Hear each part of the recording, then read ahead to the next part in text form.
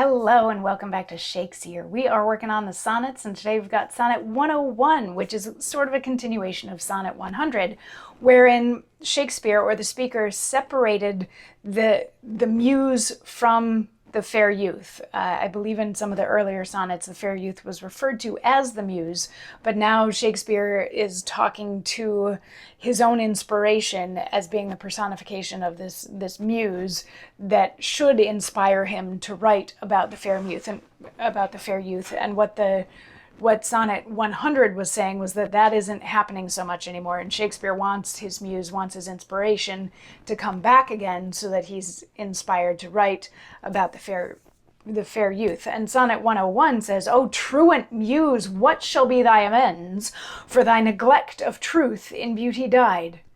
Both truth and beauty on my love depends. So dost thou too, and therein dignified. Make answer, muse. Wilt thou not haply say, truth needs no colour with his colour fixed, beauty no pencil, beauty's truth to lay, but best is best, if never intermixed?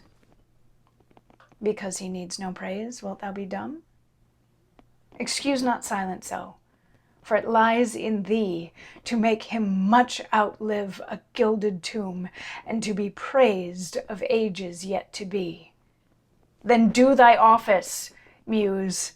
I teach thee how to make him seem long hence as he shows now." So this is getting a little bit more desperate in begging the muse to come back and be inspirational. He's like, okay, you've been gone so long. What are you going to do to make up for that time that you've spent away?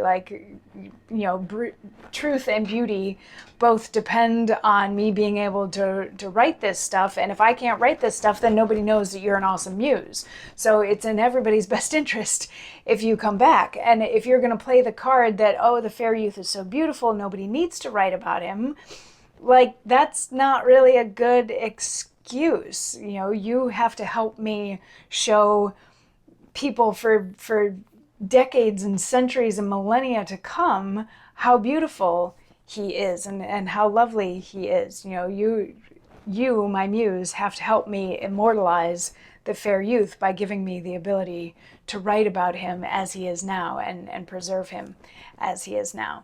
So it's an interesting way to deal with writer's block, and we're also maybe seeing the same way that we've seen the shape of the relationship with the fair muse goes through some things, like go through the betrayal and then sort of a coming back together, an apology or a reconciliation or a cooling off and then another separation. We've seen these sort of ebbs and flows in Sonnet 100 and Sonnet 101. We get to see sort of the shape of the frustration of Shakespeare's